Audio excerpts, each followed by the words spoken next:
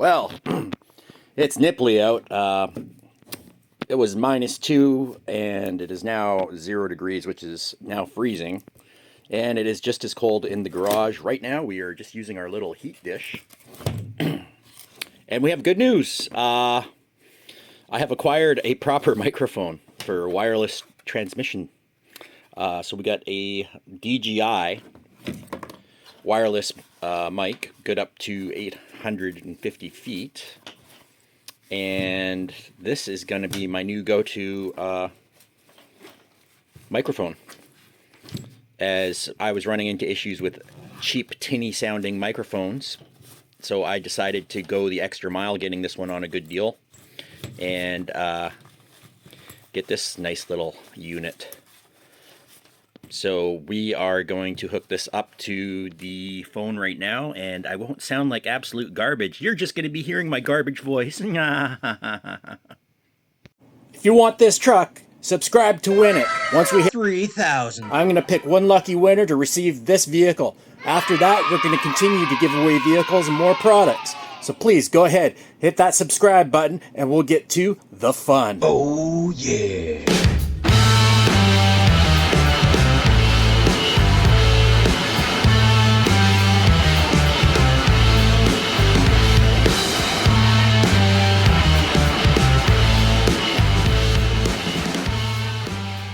Welcome back to another episode of JJRC. We are going to finish up our upgrades. Well, I say that, but who knows? We are going to be installing new shocks on the JJRC8801. This one is also a JJRC01. I have several videos up about these vehicles. They are amazing for upgrading at a cheap level, much like the TRX4M, with some subtle differences on some of the dimensions, but mostly all the upgrades do work to some extent. There are a couple things like flex blades will need some modifications or a different part number from Traxxas in order for it to work, as the moldings don't exactly fit, or you can modify them if you so choose. But that's enough about that. If you haven't seen any of my other videos, I have several on all of them. This is an 8813, and this was my least favorite of all as a stock vehicle, but now dominates everything that I throw at it with a 1.3 and 59 millimeter shocks on it. It's a beast for the woods. But we're going to finish this truck. Today we're going to be throwing on some Injora products. Today we're going to be putting on a front bumper with LEDs. And we're going to be replacing the spring-loaded shocks, which are terrible. And we're going to be putting in oil shocks instead of the friction. So we're going to get to that. And if you're wondering what the difference is on the difference between the stock shocks and the original, we're going to do a little compression test here. So see how that's bouncing. With the oil-filled shocks, you're not going to get that. You're going to get this. There's no bounce. It's nice and smooth. Even the Traxxas stock shocks, which is what these ones are, nothing, right? And then friction shocks. Boing, boing, boing. So there. That's what we're doing. So I went for a more stylish bumper, and I'm hoping it's not going to look terrible, which is this one right here. So this is a machined aluminum bumper from Injora, and I think we will get a little bit better tire clearance on it, and it should look a little bit nicer too. So we're going to go ahead and install that. So you got your tow hooks, which are two separate pieces of anodized red aluminum, and that also doubles as your bumper mount. So that is directly mounted to your chassis, which is a really nice scale detail. The washers that you get, you're going to want to use with these smaller screws, and what those are going to do is they're going to hold your LEDs from the truck when you originally buy it, and you're going to put them into there and then screw those into place, and the washers will hold the 3mm LED in place. So you can see here what I've done.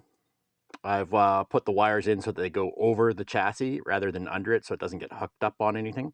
And that way, when we put it back into place, everything's going to go in just nice and neat, just like this. So nothing's hanging down low. I will probably be wrapping this into the cord holder as well. Keep everything nice and clean.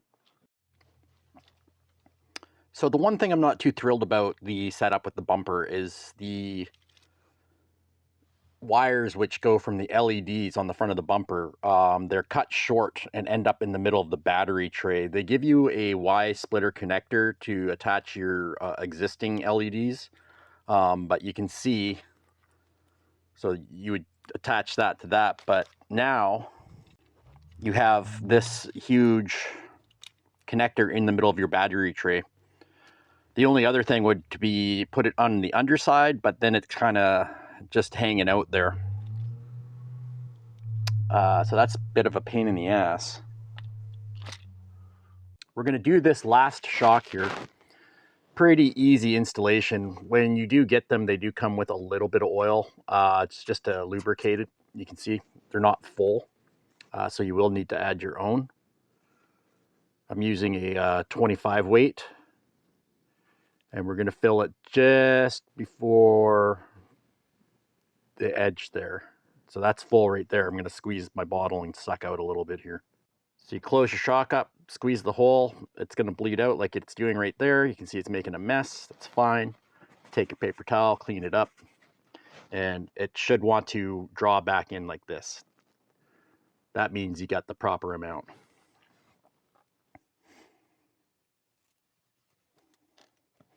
Put the spring in, put your retainer cap back on, and voila, finish shocks. And just for your reference here, the stock shocks are a taller shock. So we're looking at about a 59 mil or just under. From end to end, it's 60. And these are about a 65 or 63 eye to eye. So you're looking at a 59 and a 53. So these shocks I'm putting in right now are smaller. So if you're wanting to keep the same ride height that the truck was originally, you're going to want to use a 59 millimeter shock as opposed to a 53, which is what I'm putting on. We're going to see. Yeah, that's going to make my truck sit a little bit lower.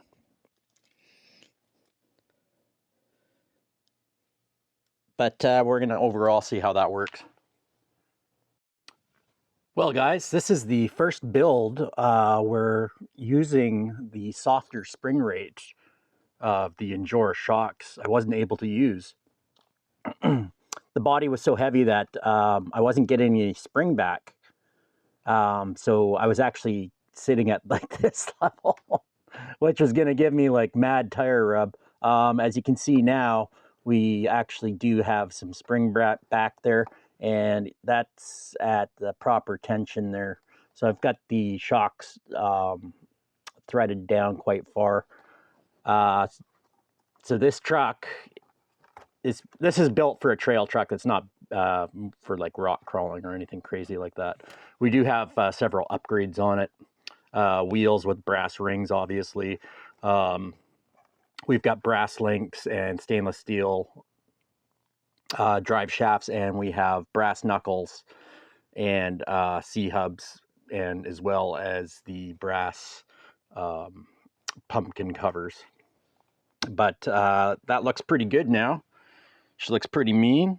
Do you like that? So we're going to go give her a little bit of a run and see how she performs. We're still using the stock radio on this one, and we're going to be using a little 2S battery.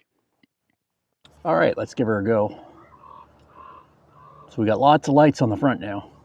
Pretty wide stance.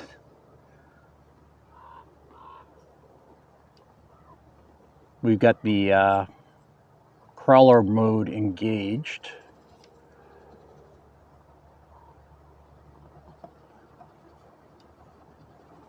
So now we don't have to deal with the mucking about with forward and reverse anymore.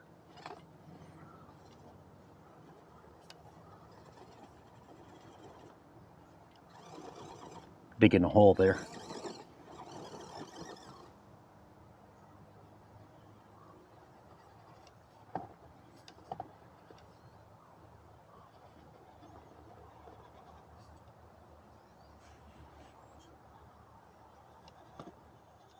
There we go. So this is the stock system, and it's still, like, you know, look at it, it's relatively smooth for what it is, right? And it's got a very large motor in it.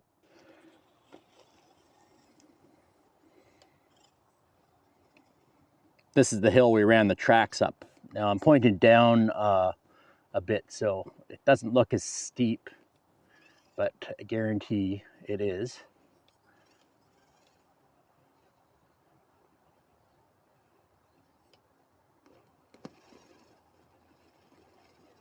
We're digging a hole. No. Oh no, we dug a hole.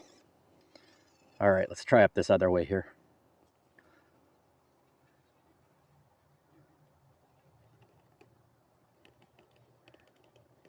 Trick with the sand is to move extra slow.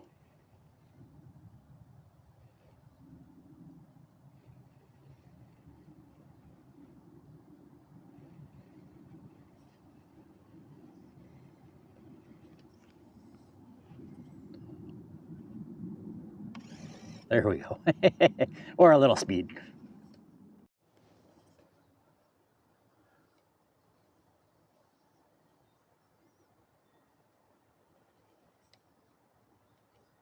Whoa.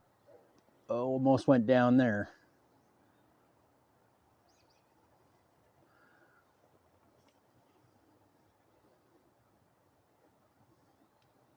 Should probably do a night video with this thing now. It's got so many front lights on it.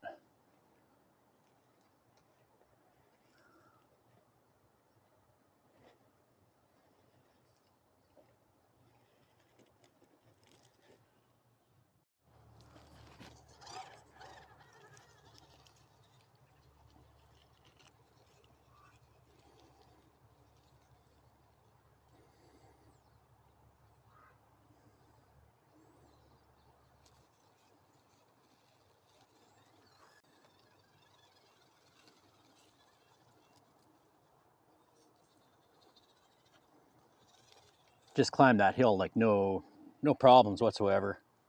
It's the leaves that are giving us traction now, I suppose.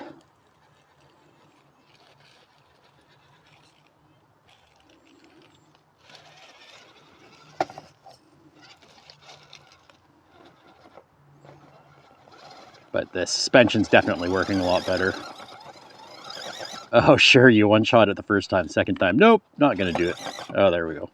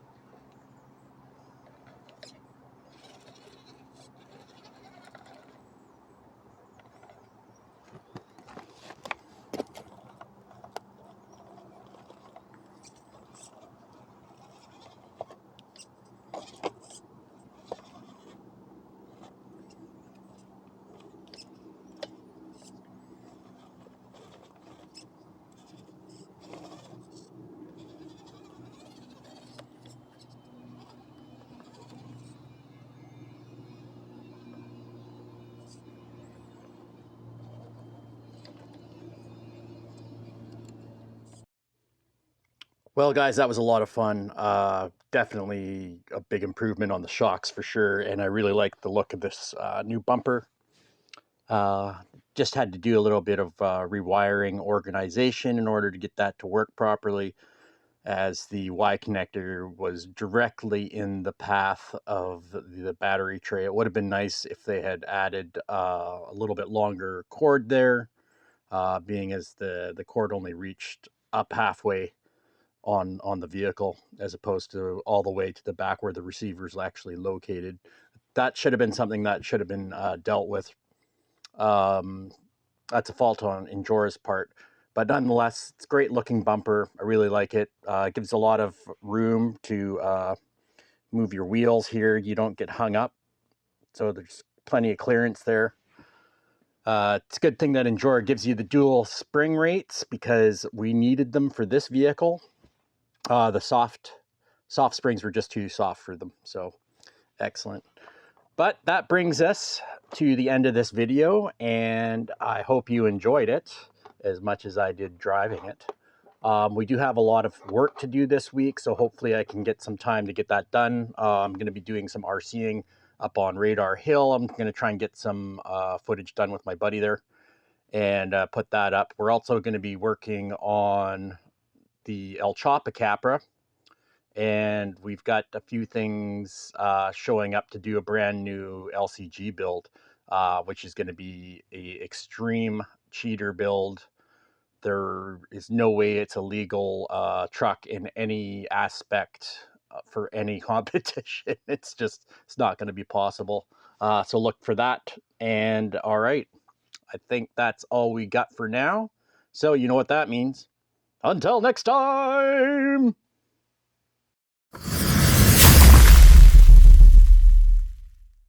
Careful, guys.